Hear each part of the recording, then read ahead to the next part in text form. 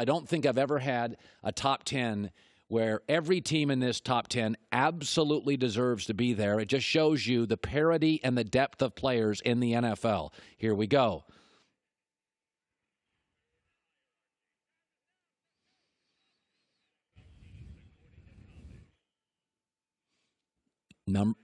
Carolina Panthers. Once again, Ron Rivera, one of the smartest defensive coaches in the league. They're second in sacks, fourth in pass defense, eighth overall. So this is what they give Cam every year. By the way, Christian McCaffrey leads the NFL in rushing and scrimmage yards, and Kyle Allen's the only quarterback in the Super Bowl era to go 4-0 with no interceptions in his 4 starts. Been saying it for years. They're well coached. They always have top 10 defenses, and they've got plenty of talent. Stop telling me Cam Newton doesn't have help.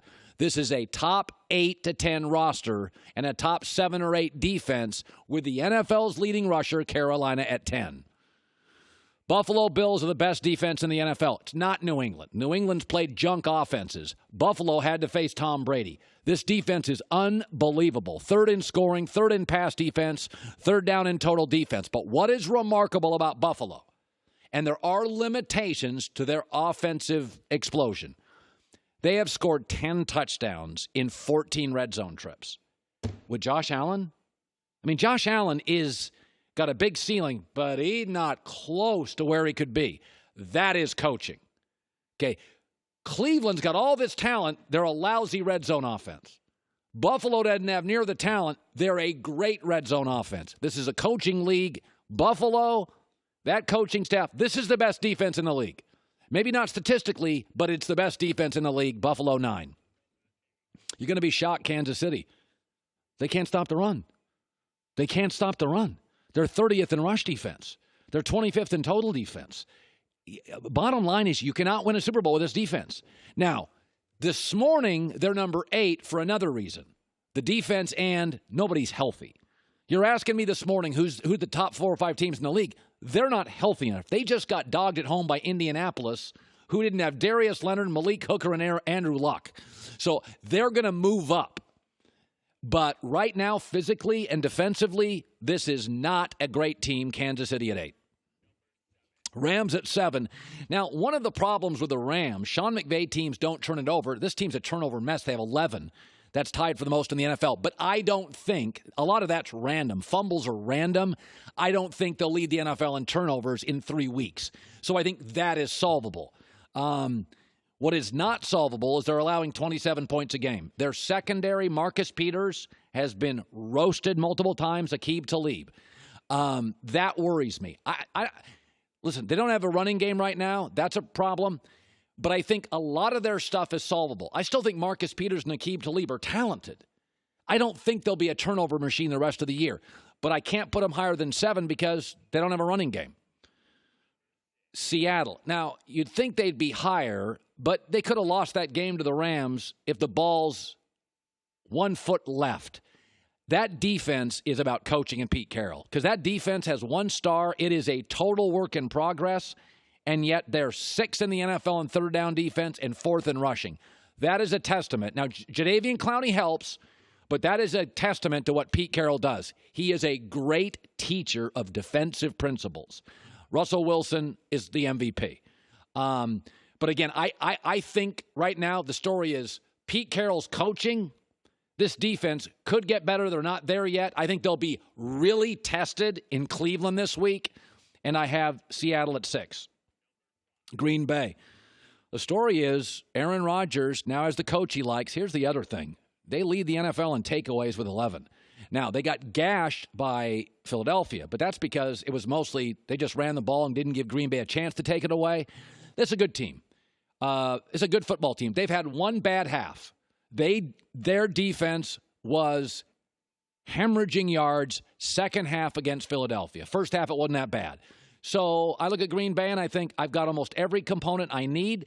Again, their turnover differential's +7. So they're taking it away, and they're not giving it back. And I get Aaron Rodgers, who does appear to be happier. He tends to have moods. He does appear to be on the upswing with his mood. And By the way, they've also scored more points every week, Joey. 10, 21, 27, 27, 34. So this is a growing offense. Philadelphia. My final four teams are always my favorites to win the Super Bowl. They have had all sorts of injuries. They have no deep threat, left tackle, and they are second on third down offense. That is a huge stat for me. That's about coaching. That's about push. That's about execution. This is one of the two best teams in the league on third down of getting first downs. They're also, by the way, the best run defense in the league. So you don't get first downs. So what Philadelphia does is get you off the field on third down, and they extend their opportunities on third down. They've been in a lot of close games. They've dealt with a lot of injuries. But I thought last week was a little bit of a deep breath they needed. Didn't have to play the starters as long. Philadelphia, to me, OD lines will carry them to the NFC Championship.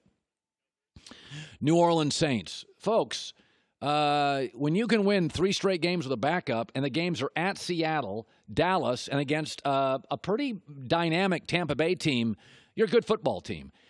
Twice this year, and we're going to have Cameron Jordan on later, twice this year, they've had 6+ sacks in a game. I really undervalued their defense. Their defense has been really, really good. Remember, they're a bad whistle away from being undefeated against the Rams. They're a bad whistle away. So they've been kind of the surprise in the NFL for me. Their defense is, I think, sensational, and Teddy Bridgewater is he's a starter, but he's also currently the best backup by far in the NFL. What do you want me to say with San Francisco? What do I not like? I think their coach is a genius. I think Garoppolo's 10-2 as a starter. They didn't even have their left tackle last night, and they gashed Cleveland's defense. They're number 2 in total defense. Bosa's a nightmare. I got to tell you, John Lynch, the GM, a lot of those draft picks now look really, really good. They didn't even play a lot of their young receivers last night. They have super depth on the defensive line and at wide receiver. Their defense has only allowed 2 touchdowns in 10 red zone drives. And why is that? You saw it last night. It is fast. It is physical. It is long. Richard Sherman on the outside. This is a real team, folks. This is not a mirage. This is a real team. I'm not overreacting. Cleveland could have lost last night 41-3. Cleveland is only a 1-point underdog to Seattle. That tells you a little bit about what San Francisco's got athletically. Best coach in football is Bill Belichick. They have the best secondary I think I've seen in my life. It's not the best defense. Buffalo is. They've played a bunch of bad offenses. But this is kind of New England. Last week, they found their running game. Now, maybe that's Washington, but I've got Brady, Belichick. They found a running game. Now, they're not a dominant number 1. I don't think they could go to New Orleans and win. I don't think they could go to Lambeau right now or Philadelphia and win. The offensive line's a work in progress, and the wide receiver situation is, they're making it work, but they've got a guy in IR.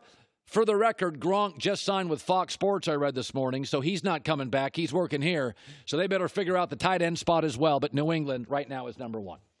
All right, coming up, Gronk signed. I just read that this morning. Gronk works for us now. Part of the family. I actually don't disagree with your hierarchy for once. Now I have Houston at 11, Minnesota 12. I'm cool with that.